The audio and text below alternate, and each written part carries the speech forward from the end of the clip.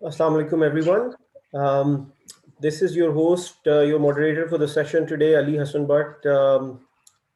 Hope you've had a nice weekend.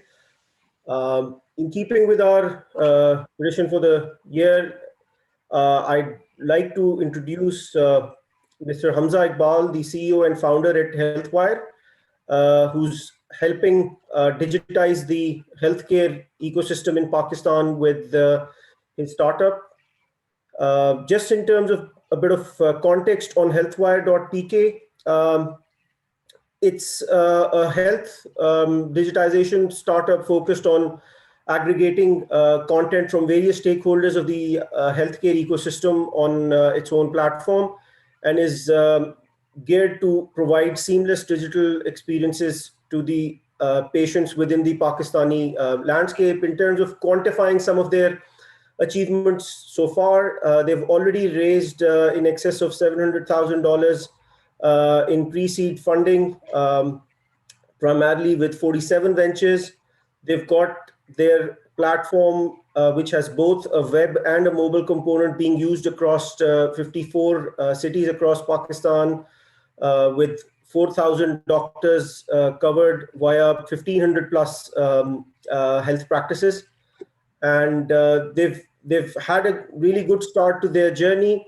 I'd like to welcome Hamza, and let's start off with a high-level overview of the healthcare landscape in Pakistan in terms of what the key opportunities for leveraging technology to revolutionize this space are, in Hamza's view, and how he sort of ended up with his specific take on this landscape with healthware.pk. So over to you, Hamza. Thanks a lot, Ali, for the introduction. And thank you to Park Launch for providing this platform for local startups to share our stories. Healthwire started up when I was doing my bachelor's from LUMS. I was enrolled in BSc Economics, and I had a personal experience which really exposed the healthcare sector to me. I had a toothache, which pushed me to finding a dentist. I was a hostelite, so I didn't knew any dentist in Lahore.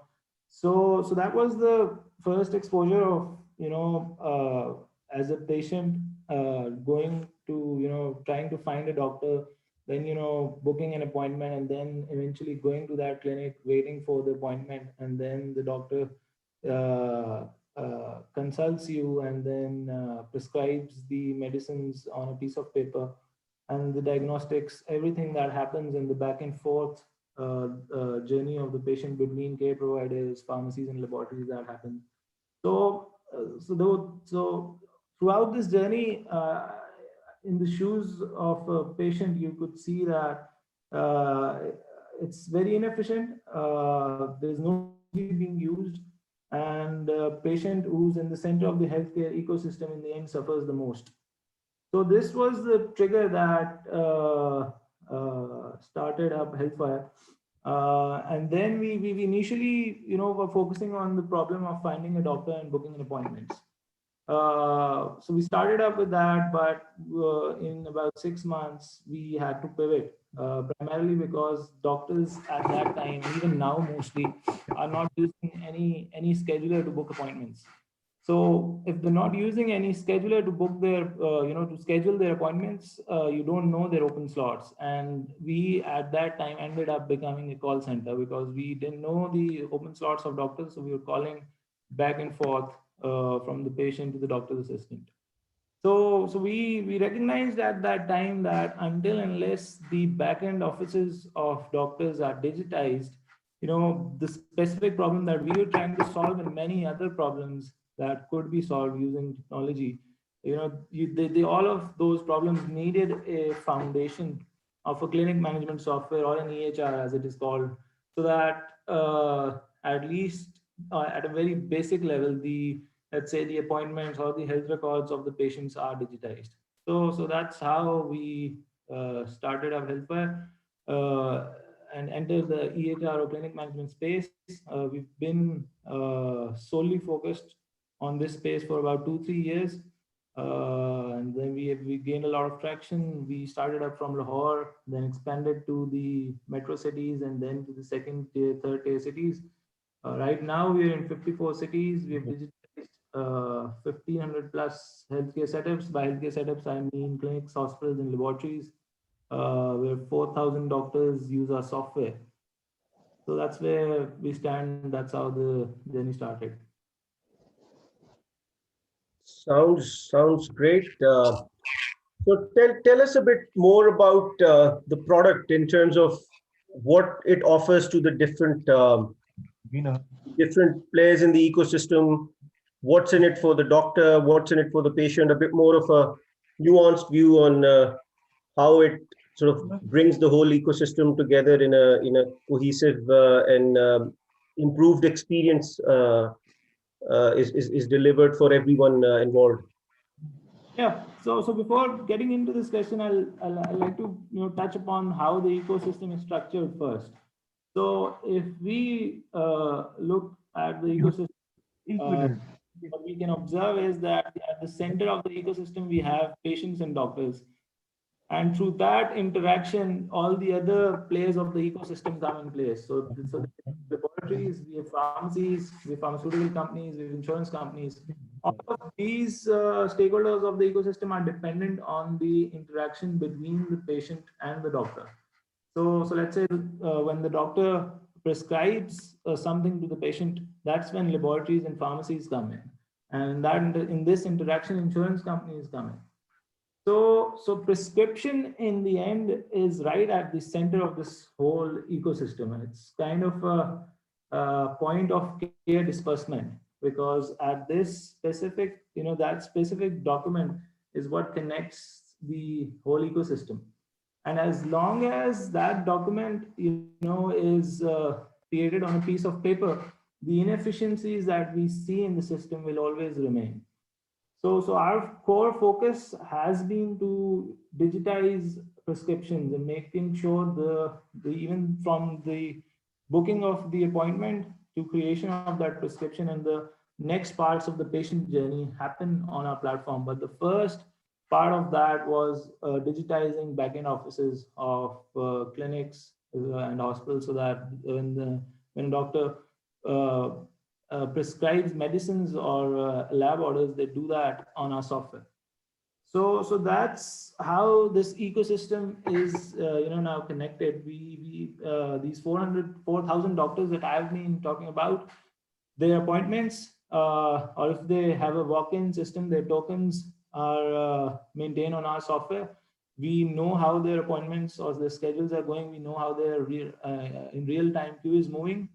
We can predict appointment timings through this way. And then when the patient walks into the doctor's room, the prescription gets created on our software.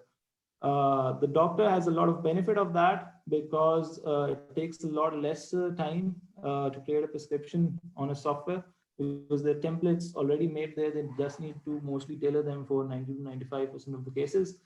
And the best thing about the software is that they have the record of the patient in their computer, unlike the piece of paper they prescribe, which they give to the patient. And the next time the patient walks in, they have no clue about the patient. And when this interaction is over, the patient can now order medications or lab orders through our app. And so the back and forth journey that the patient used to have is now eradicated. The patient can fulfill medication orders. We can fulfill the medication orders of that patient at their doorstep. The lab order can be fulfilled through home sampling, the results available online and shareable to the doctor instantly. You don't need to go to the doctor again. The doctor can share his insights digitally. So it completely eradicates the back and forth travel that patients had to make previously. That's fascinating. So I also noticed that you have online consultation capability enabled via your platform as well. Was that a response to the situation post-COVID in light of the pandemic, or was that always on your initial roadmap? Yeah, it was always on our roadmap because Pakistan has about one doctor for about 1,400 individuals. That's a lot less than developed countries, and I think in the end, this density gets lower and lower as you move into the interior parts of the country. We see more doctors in the metro cities, but if you take, let's say, the GT road belt or the interior Sindh, the numbers go to 3,000-4,000 individuals per doctor. And the specialist doctors, they're mostly confined to Karachi, Lahore, Islamabad, Multan, Faisalabad. Mostly, you won't find many specialists in the second, third tier cities of the country. So video consultation has a big part to play in bridging these gaps. So we always had an eye on that. In January 2020, before about 2-3 months since COVID came into Pakistan and the lockdown was imposed, we were doing pilots with doctors, but they're mostly focused on follow-up appointments. We see a lot of patients coming in from other cities to Lahore, Islamabad, and Karachi. These are kind of hubs of healthcare. And so for the initial visit, they probably have to come because they need a physical examination. But for the follow-up visits, in many use cases, they're just sharing their reports and getting insights from the doctor. So we were just catering to this use case before the lockdown came in of follow-up visits. We were piloting with about 20-25 doctors and kind of struggling for adoption because on the doctor end, they had a lot of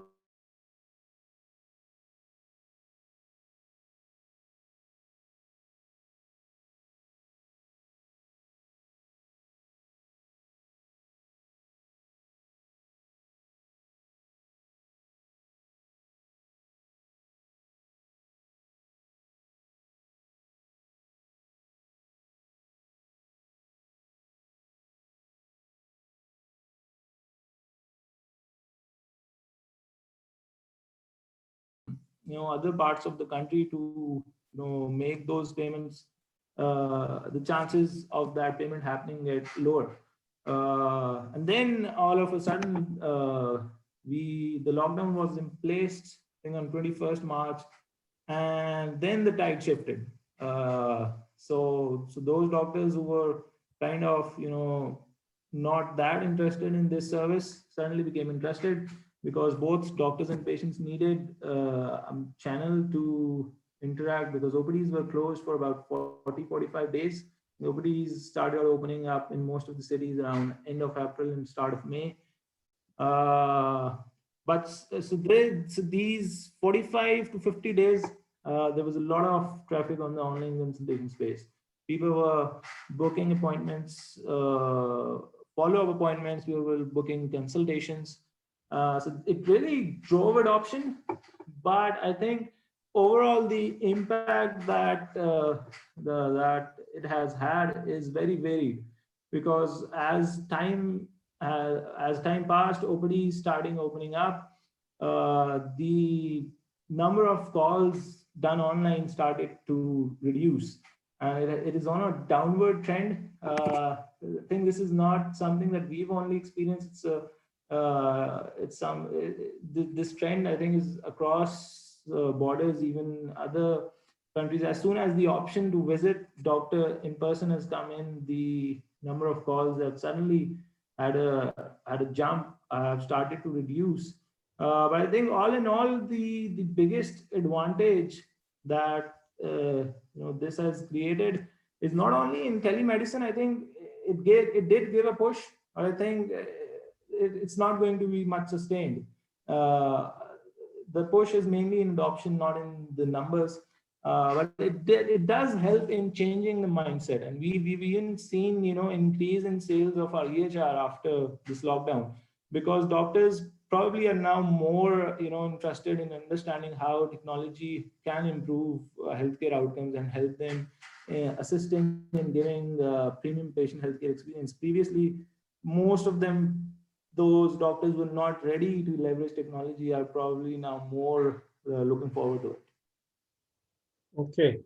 Yeah, we started getting some questions around, your sort of payment workflows and how you monetize the platform. How do you incentivize the doctors? But let's start off with your deck that you had kindly prepared to share with the audience. Let's go through that high-level overview of your company, and then we go into some more specific questions, if that's okay.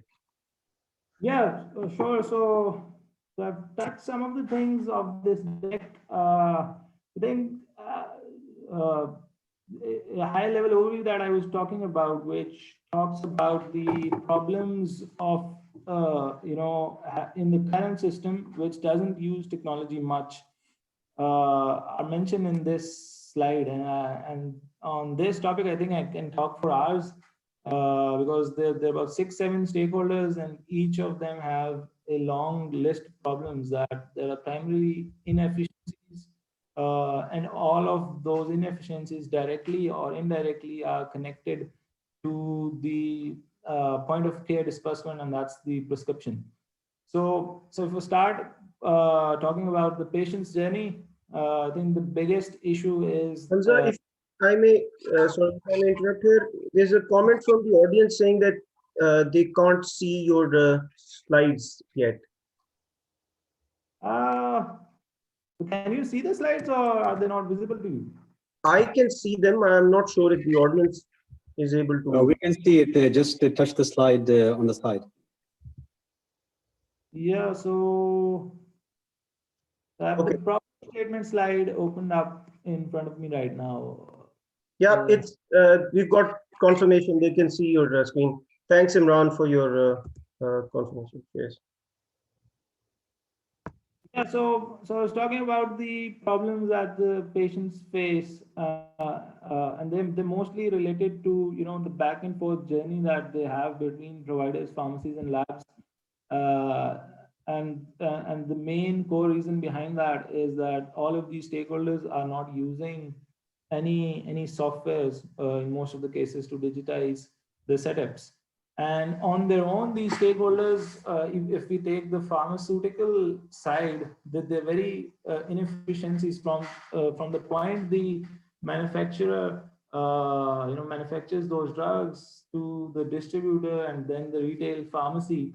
The inefficiencies in the supply chain, which lead to higher operational costs and even seepage of counterfeit drugs.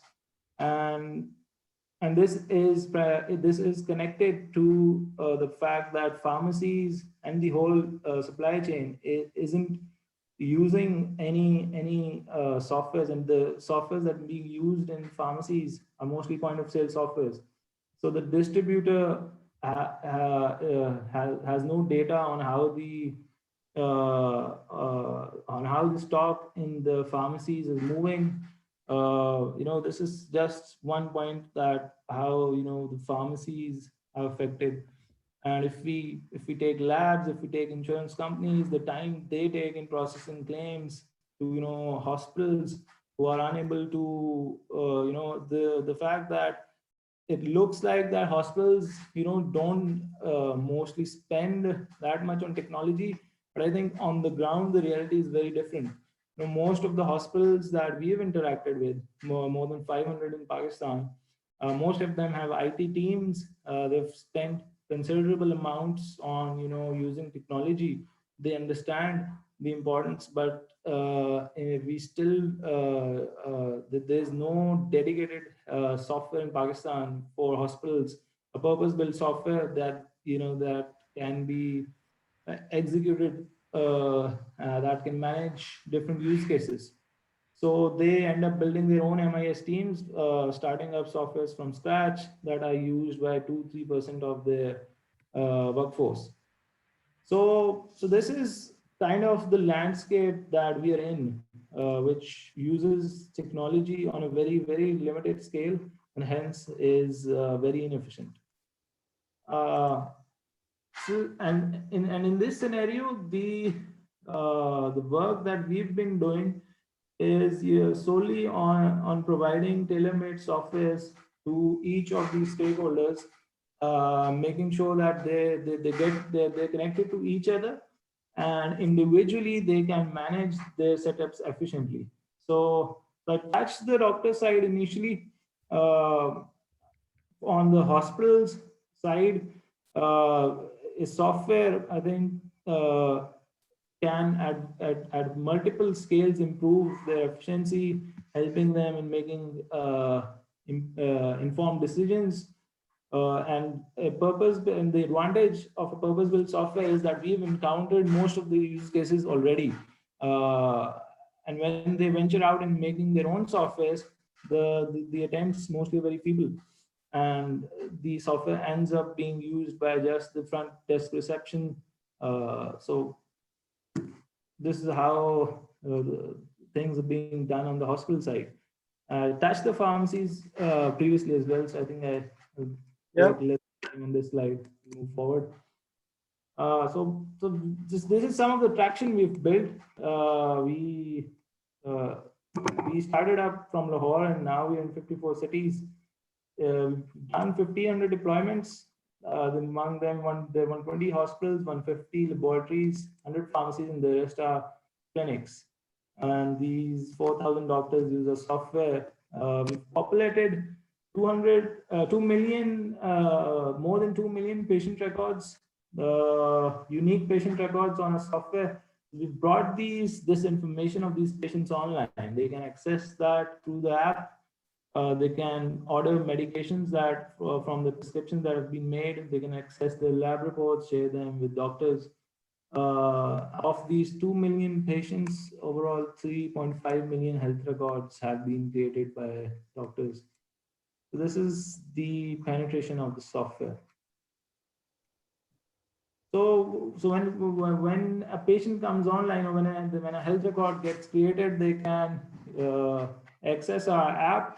But apart from that, any other user who has heard about Healthwire can log into our app. They can order medications of their own. They can book appointments with doctors. The 4,000 doctors we have, we know their open slots. We know how the queue is moving. So the appointments with those are instantly confirmed. But we book appointments with about 10 to 11,000 other doctors as well who are not on our panel, but we do that through our call center. Then in this COVID situation, we launched our video consultation. That's a video consultation with a general physician. So it's for 300 rupees, and the general physician is available for a free chat as well. The service runs for about 72 hours a week. And lastly, the patients can, apart from the health records that are created on our software, they can upload other health records on our app as well to maintain, the whole file of the health records on a single app. So this is mostly how our app can be used by any patient. That's, I think, that's quite insightful, and I think we have a few questions to sort of build on the story that you shared with us. So there was a question initially about the payment mechanisms that you are using on your platform. Yeah, so we were initially we were using Jazz Cash and Easy Paisa and their credit card and debit card services. Then we hooked up with Bank and used their portal for credit card interactions also. But all in all, I think that there were issues with the gateways also. Jazz Cash and Easy Paisa have good penetration in second, third tier cities, especially the service where patients can, or any patient can visit any Jazz Cash or Easy Paisa center and deposit the money. But still, the drop in traffic on the payments page is that immense that it really shows how far payment gateways have to go. Okay. Suleiman Qazi asked a question about the way you've incentivized doctors to come onto the platform. Is it fair to assume that the basic sort of technology infrastructure is already there at the clinic level, like, having a computer, a UPS and all those things? Or have you even encountered scenarios where literally there was no tech enablement there, and then you're your app or your platform was the sort of first foray into the technology sphere for a doctor's clinic. Yes, it's I think it's very rare for a clinic to have a desktop or an internet already in place. When we move around in Lahore, Karachi, Islamabad, we mostly go into setups that are very higher end, and we see these devices there. But generally speaking, they're not that present in setups. And if we see how doctors operate, the way doctors operate is very, very complex. They're kind of, sole proprietor owners of a business. In some cases, that's about 10 to 15% of the cases. They'll have their own clinic. When they have their own clinic, the use cases are simple. They're owners of that clinic. They can, arrange an internet connection, or the staff is under their control. But most of the doctors practice in hospitals, and they're not employees of the hospital. They work over there on a share basis. So that's kind of, they have their own business that they're looking after. The employees of the hospital are not under their control, and even the rooms they are in are not dedicated to them. So they can't place, a desktop there, because that room is used by 2 3 other doctors as well. So it gets very, very complicated. And that's how it is. Most of the deployments that we do, we need to assist the doctors in finding printers, computers as well, because they're not present before. So just to clarify, it seems that it's not possible to operate the full sort of cycle just from your mobile app, right? You would need some technology investment from the doctor or the clinic to make the whole thing come to life. Is that a fair comment? It's true to an extent. If the doctor is willing to use just the appointments or the token system of the software, which helps them manage their schedule, manage the queue in runtime, then they can use the app only. But if they want to use the system properly, that we recommend they use the health records part of the software. Then they definitely need a tablet or a laptop. So we execute health records on 2 levels. The doctor can either use templates and type the health record, or they can use a tablet to scribble the health record, and we capture the image of it. So there's modular elements of the platform which the doctor or the clinic can adopt depending on their own sort of need or readiness, it seems. Yes, definitely. So most of the times what happens is that the doctors, in the start, they don't want that much of an investment. So they just take up the appointments or token system, and then they move on to health record. So coming back to the, thanks a lot for that additional context. So coming back to the original question in terms of, how do you incentivize the doctors to sort of accelerate this journey? I mean, you mentioned COVID was a key catalyst for some of that, but going forward, as you scale further up and get further penetration, what's your sort of pitch to the doctors in this case? Is it very hard to convince them, or generally they are tech savvy and understand the efficiency gains that platform like yours can bring in? Initially, it was incredibly hard to convince them. With time, it has gotten better.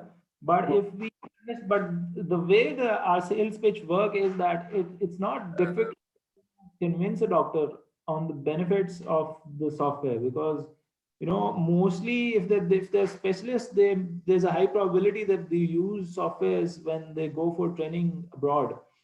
When they come into Pakistan and in this setup, it's difficult for them to use a software, mostly because they're not spending enough time on a patient. The average time we recorded a consultation last year was about 9 to 10 minutes. So that's a lot less than what it should be. And even when they create a prescription on paper, mostly they're not following proper protocols. Most of the doctors just scribble the medications while they're supposed to, properly state the patient's complaint, the examinations, and then the diagnosis. So the system that we have has, trained them in a way which takes them further away from using a software. So the way we've structured, our approach on sales to, counter this problem, or what you can say, the way we've incentivized doctors, is by focusing on the user experience a lot. So initially, we had no doctors on board, or whenever we visit a new city, or whenever we penetrated a new specialty, getting the first doctors on board was incredibly tough.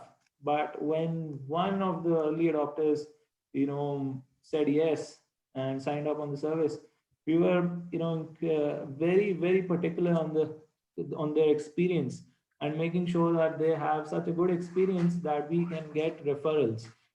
Because through cold visits, the acquisition costs of, signing up a doctor are very high, and even convincing them is really tough. It takes about, on average, our sales cycle was going very long. And when we get a referral, it takes, about 2-3 visits, and the setup signed up. So that's the way we, channelize this problem. We incentivize the doctors on referrals by waiving off monthly subscriptions for 2 months if they refer a doctor. And this gave a good initial push. And overall, this approach has helped us a lot, because through cold calls or through cold visits, the sales cycle is very, very long, and makes the whole sales process unfeasible.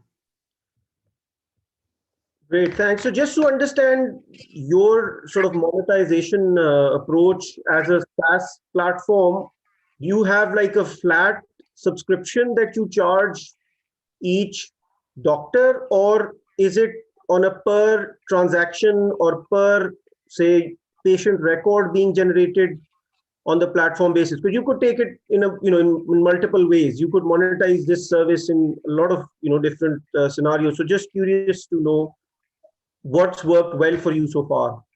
Yes, it's a flat subscription fee, which is dependent on the modules they use. So if they use just the software on a very basic level, then they're using either for invoices or appointments or tokens, and if they use the software properly, then they're using it for every workflow. So the billing gets changed, but it's on a monthly subscription, a flat monthly subscription, regardless of the transactions that are being done on the platform. Monetizing through transactions is a lot difficult, because doctors have privacy issues, and anything that's connected to how many patients they see a day, is not something they'll be interested in. That could get them into trouble with the FTR, I guess. Yeah, that too, and it's in the the psyche as well, I think, because they don't want to share that information with anyone, not even with their fellow doctors, about how many patients they're seeing and the kind of complaints they had, etc. There was a just to sort of expand on a question that Soban asked around the regulatory context and data privacy needs. So you must have heard of the HIPAA compliance requirements in the US. So is there something of a similar nature in the Pakistani context?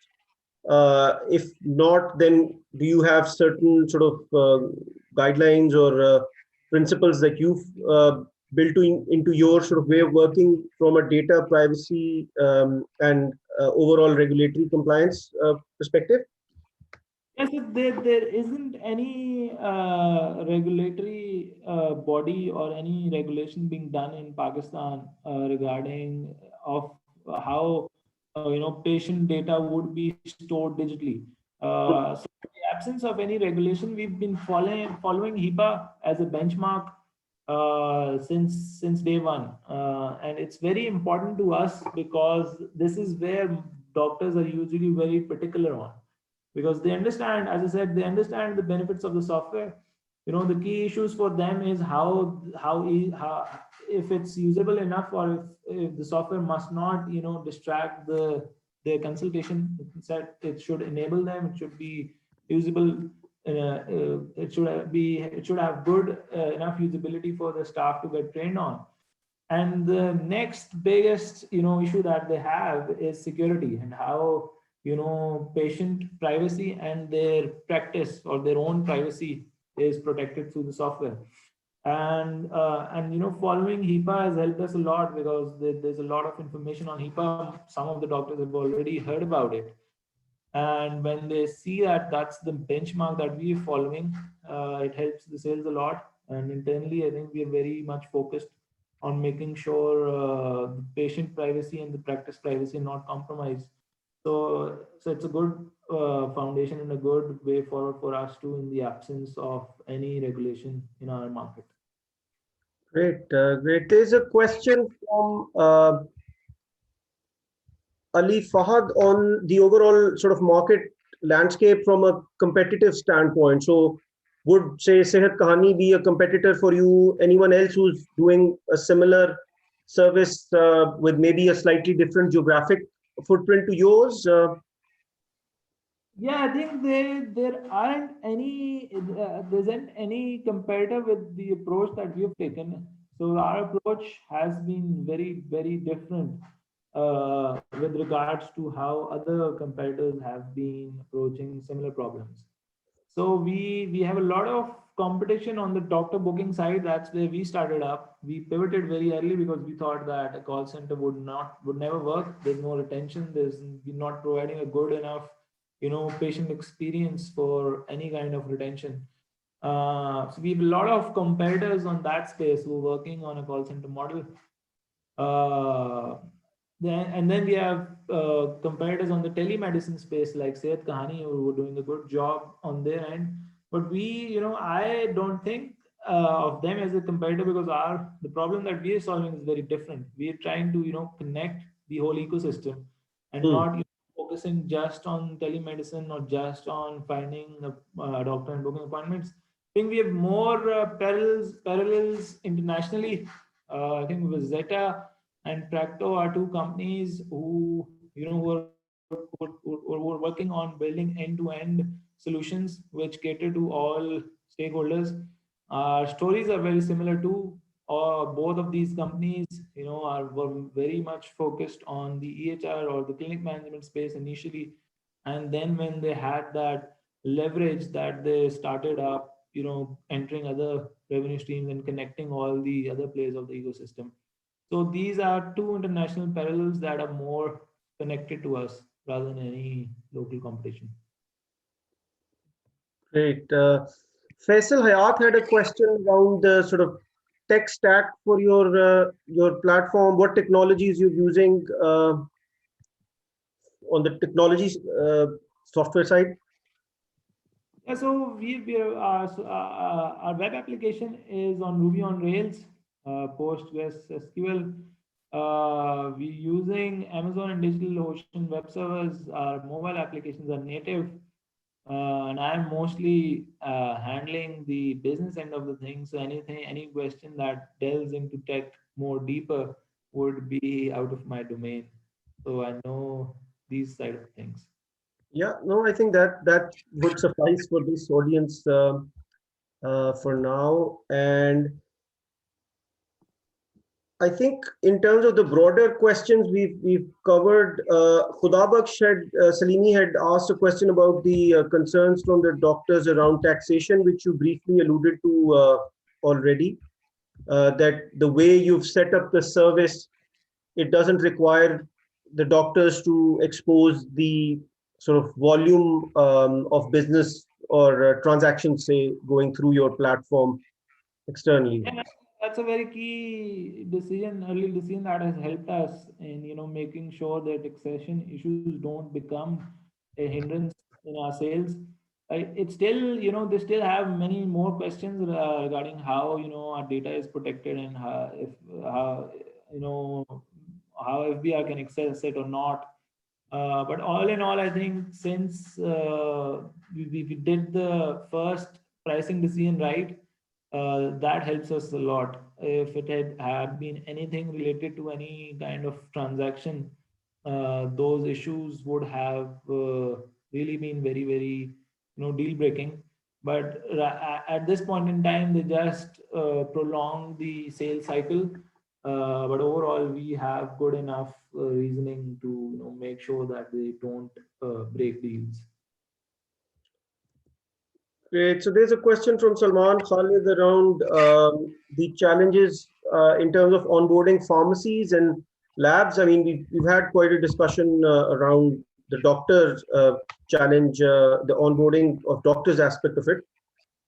Talk us through a bit of the other aspects of the ecosystem. Yeah, so the dynamics over there are very different. Pharmacies, as most of as most of us have experienced, mostly use a software. So if you just randomly go to any software or any pharmacy in, let's say, Lahore, there's a high probability that they'll be using a basic POS. But the issue with that POS is that it's just mostly, for printing invoices and for basic stock checking and making sure that they're up on how much the stock they have. It's a desktop application. The fact that helps us a lot in penetrating pharmacies and labs is that we have a cloud-based software which is accessible without them being in that facility. And this helps us in pharmacy sales a lot because mostly the owners are not inside the pharmacy the whole day. It's a side business, or it's the pharmacy is operational, let's say 16 hours a day or 24 hours a day, and the owner can't be in that pharmacy for that long. So this proposition that they can access the data in real time from their home or anywhere they are helps us in pharmacy sales a lot. But overall, the existing softwares that the pharmacies have good user experience. I think, in my personal opinion, the penetration of softwares in pharmacies is immense. It's not only in Lahore, Karachi, or the bigger parts of the city. Even in the smaller cities, pharmacies are using a POS. That's because 2-3 companies that have been very active on this and have built a good product. It's very cheap, but we still have a lot of space to penetrate because they have desktop applications. And there's similar dynamics on the laboratory end also. So the laboratory software is probably the easiest to sell, thanks to the bigger labs who've set a trend of lab records being available online for the patient. So if you go to Shaukat Khanam lab, Aga Khan lab, or Chuptai labs, you get your samples done, and then when the test is ready, they send you an SMS and you can access the lab report online.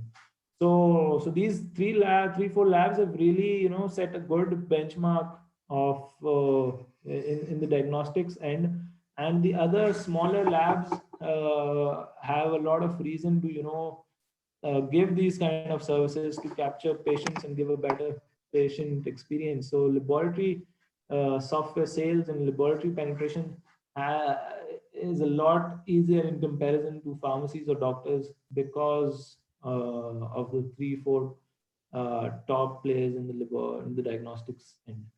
Mr. Khudabak Salimi has a question around whether the demographics, the millennial doctors versus Gen X doctors, a younger doctor population, has that impacted your adoption rates? Like, is there a trend that the younger ones are adopting your platform more easily than let's say, the more experienced and seasoned doctors? Yeah, you're spot on thinking that the younger doctors definitely are more computer literate. They're more comfortable in using computers. So convincing them on using the software is a lot easier. The doctors in their 50s and 60s and 70s, it gets difficult for them I think apart from their age, another very critical factor is that if they have, had a good training experience abroad. So if they've been to, America or the UK, that's where most of the doctors go for training.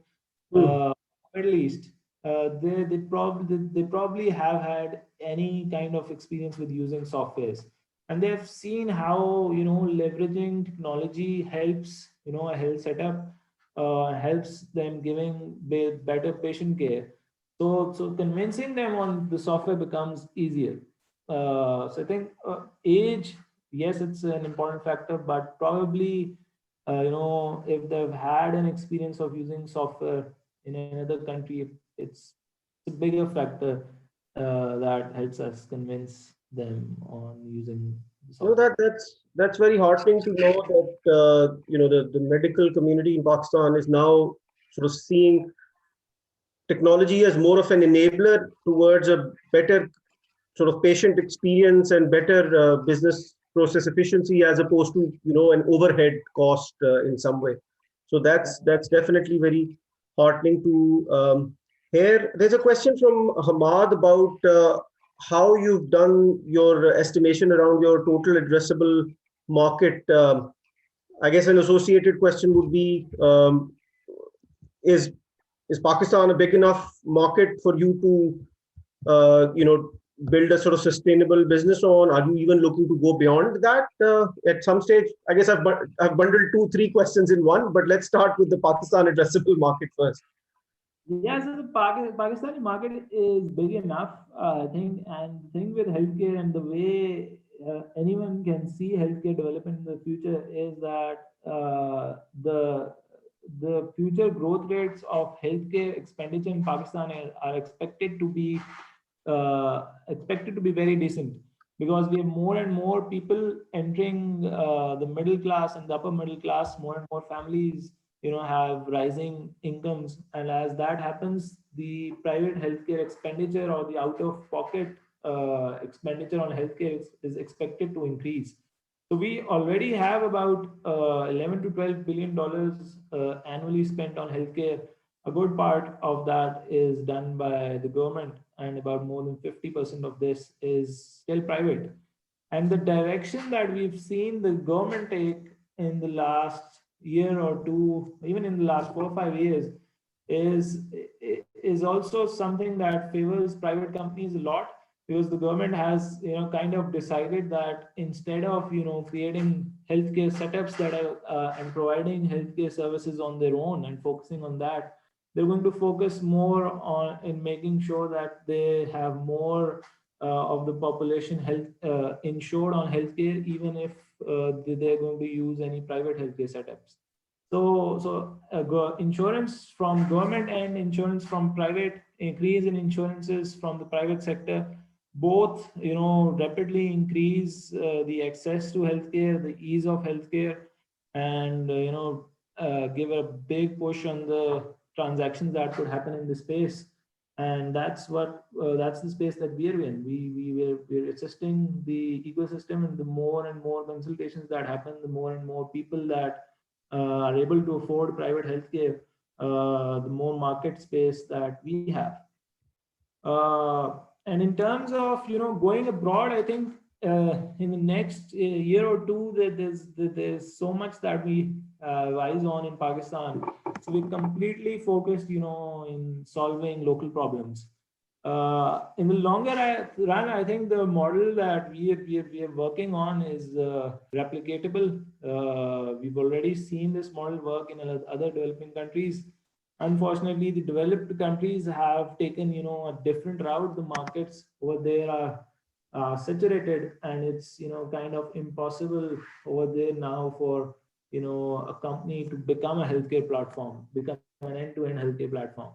But in Pakistan or any other developing country which is still in the initial phases where technology is being used, so we just being started to use, this opportunity is immense. And if we as things are going and we are successfully executing the strategy in Pakistan, we'll definitely be interested in looking at other countries, but down the road, not initially or not right now. Kashif, Salim's asked a couple of questions which I try to tie together and then sort of ask you about what next, like, where you're going from here. So his questions were around which segment of business is the faster growing one? Is it the doctors connector or the pharmacy slash lab side? And the other one was around the current sort of traffic or adoption levels and revenues, and how do you envision taking those forward? Yeah, so the penetration levels or the rate at which we sign up a doctor or lab or pharmacy are close to equal, but I think in the pharmacy and the lab space we have an advantage that I was speaking of, is that the use cases of their experience, they already have an experience of using a software, or the big players that are already using software which encourages them more. But the numbers on these ends are slightly lower. So the number of doctors is about 150,000 in Pakistan, but the number of pharmacies are about 50,000. So the size of the markets are different, and the penetration levels are mostly same. Thus, the sales cycle in pharmacy and labs is a lot less, because it's easier to sign them up and convince them. One of the reasons of that is also because they're very an easy use case. You convince the owner, and they're already ready. The staff is the staff working at the pharmacy or at the laboratory are their own employees. The thing that I touched upon initially, which makes software execution in doctors' clinics very complex, is the fact that they're not the hospital is not they're not the doctors are not the employees of the hospital, and the people working in the hospital are not the employees of the doctor.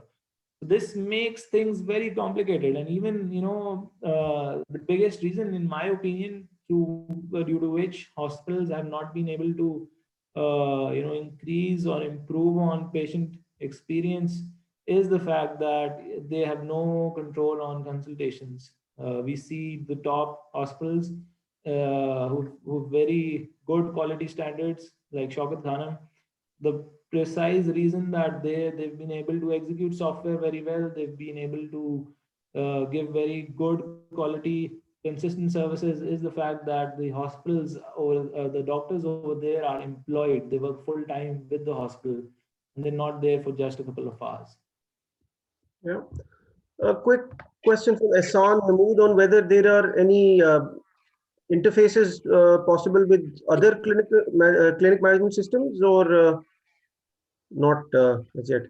So we build APIs, but at this point in time, we haven't had any exposure with any of the existing softwares, because mostly the softwares that our doctors are using are conventional systems built on desktop applications.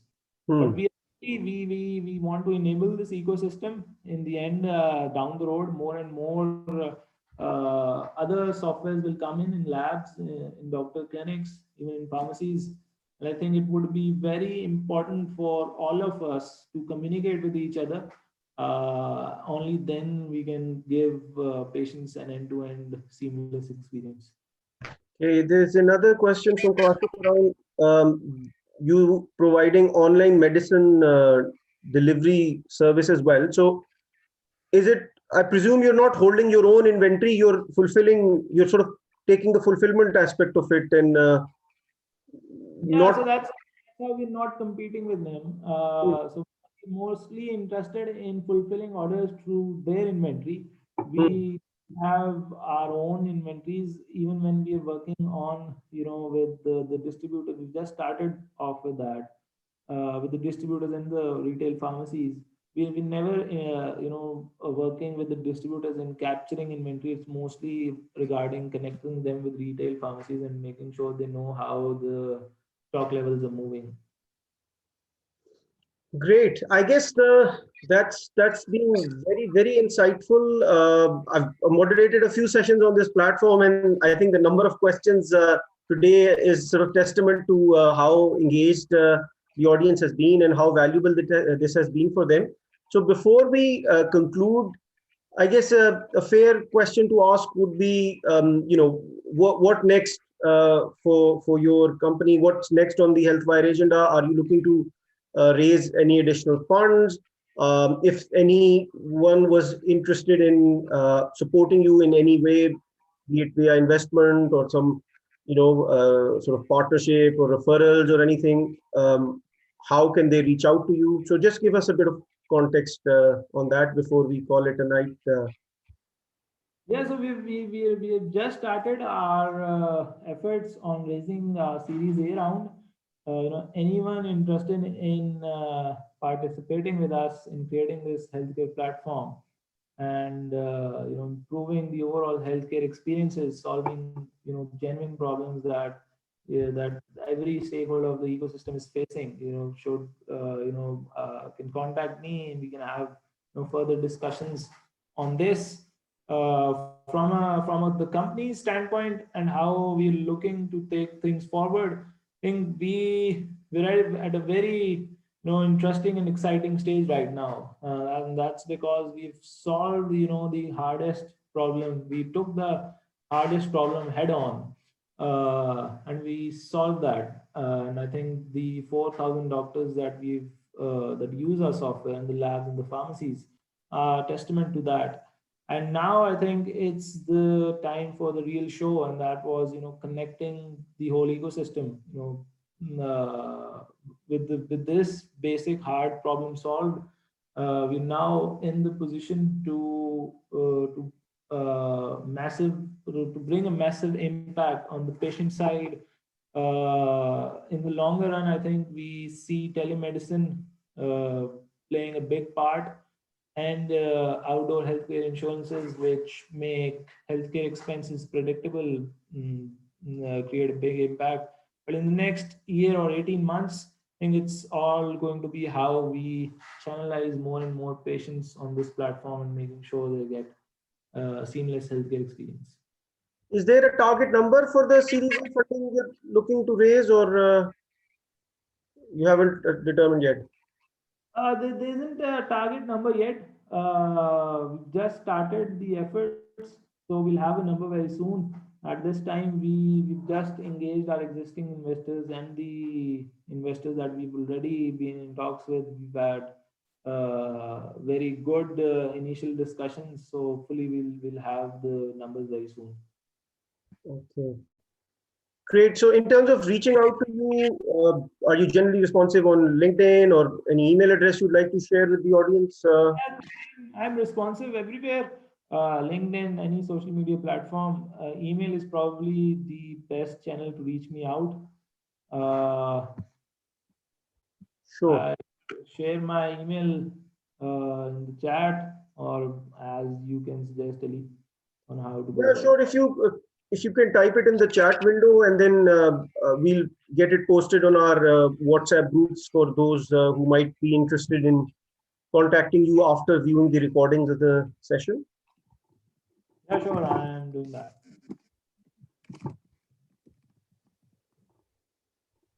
Great. Thank you very much, Hamza. It was an absolute pleasure having this conversation with you. As I said earlier, the level of engagement from the audience has been amongst the most active ones that I've seen during sessions I've moderated. Wish you all the very best. You're working in a space that, in general, is going to help the overall sort of quality of life from a patient standpoint improve in the sort of medium to long term. So this digital health space, I think, is a great area to focus your creative and entrepreneurial energies in. Our best wishes are with you, and have a great week ahead, everyone. Thank you, and Allah Hafiz. Thanks a lot, Ali. Thanks a lot for moderating the session, and thanks a lot for having me. Cheers. Bye.